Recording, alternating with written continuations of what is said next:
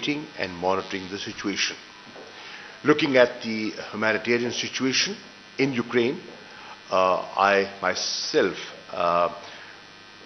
went to see off, humanitarian assistance that Pakistan has sent to for the people of Ukraine. Having said that, I would draw your attention to the position that Pakistan has enunciated. What are we saying? We are saying that we do believe in international law. We respect UN Charter. We do understand the principle of self-determination, sovereignty, territorial integrity. We have openly said that war is no solution. We are advocating dialogue and diplomacy. As the Foreign Minister pointed out, Austria being a neutral country and has had economic linkages with Russia and has taken certain positions. They will hurt economically. Obviously they will hurt economically. Europe is going to hurt economically. We are going to hurt economically. And what the Foreign Minister said, and I agree with him, if there is no cessation of hostilities, this war could spread. And I fear the spread. And I do agree, the implications of this war are beyond Europe. We here in Pakistan are already feeling the pinch of rising prices of petroleum products. Many developing countries were, because of the COVID situation, and will, because of this new situation, feel the pinch of rising commodity prices. So, this war will hurt many in different ways. Pakistan is advocating dialogue and diplomacy. Pakistan wants to see the talks between Ukraine and Russia conclude towards a positive. There's a positive outcome, and we're concerned about the loss of life. We have welcomed the establishment of the humanitarian corridor. So we are not insensitive to international opinion, and we also want the international, reporters like you to understand that we are recovering ourselves from a long war. We've been in the midst of war for 20 years. We have paid a price in human terms. We have paid a price in economic terms. And we have also seen how people look the other way. We also know how we have been abandoned. So we have to tread carefully. Thank you. One question from Mr. Adil.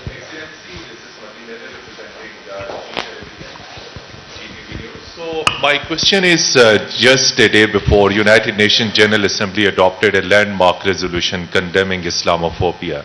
And it was among other states, so I see it was also initiative of Pakistan. Islamophobia has been a very serious issue across the world, particularly in Europe and North America. How you see the adoption of this resolution by United Nations General Assembly, and do you think it will address this issue which is on the rise in Europe? And I will like to seek the comments from our Foreign Minister. You didn't share details about Austria, whether it is interested in enhancing investment in Pakistan. What is focus, trade, economic ties? Please do share something on that as well. Thank you. On Islamophobia, there can be no doubt where Austria stands. This is something where we have to be very watchful. Austria is a country which has since the beginning actually always placed its policy very clearly on international law, on fundamental freedoms. And Austria is the first country, first European country that actually adopted in 1912 a law on Islam. And in the Austrian army, what people forget, even before the First World War, we always had a Protestant priest, a Catholic priest, and an imam. So Islam was part. Why? Because Bosnia-Herzegovina was part of the Austrian-Hungarian Empire. So this was part of our reality. And there are movements, yes, there are situations in Europe, and we have to be very watchful, because on the one side, religion is often abused for political means, which creates on the other side intolerance based again on religious adherence of individual persons. And this is something where the UN Charter is very clear, where the fundamentally all the rules and laws we have are very clear. Nobody should be discriminated because of his race, his political opinion, or his religious adherence. This is for us a red line we will never cross, and that's why I'm happy that at the UN there's a very strong position on that point too.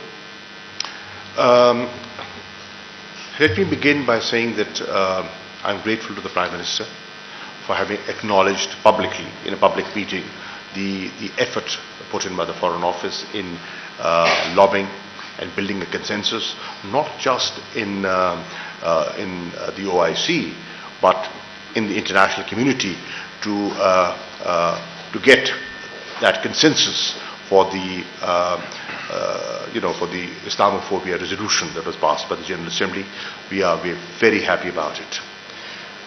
On the interest of Austria for investments, the Foreign Minister just pointed out that he is accompanied by 20 Austrian businessmen, Vice President of the Chamber.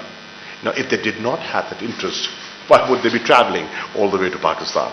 We have discussed areas where there is a mutual benefit for both sides.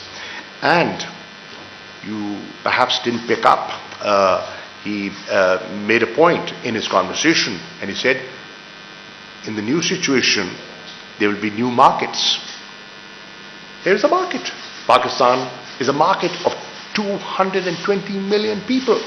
It's a market which can be a hub for re-export into Central Asian republics. Here's a new corridor. There's a new special economic zones being built along the corridor. So Pakistan is the place. He's come to the right place. So what is the new situation? The new situation. Yes. Maybe Ukraine, Europe. maybe Foreign Minister Schallenberg has something to add to that on the business relations. No, I mean, you're right, and as I pointed out, we are accompanied by a business. So this is a geopolitical trip, and it's a business trip. Geopolitical because I believe we have, as I said at the very beginning, to make sure that we don't lose out of sight other crisis areas because of the war. At the same time, to make sure that you understand that this war is not a European war.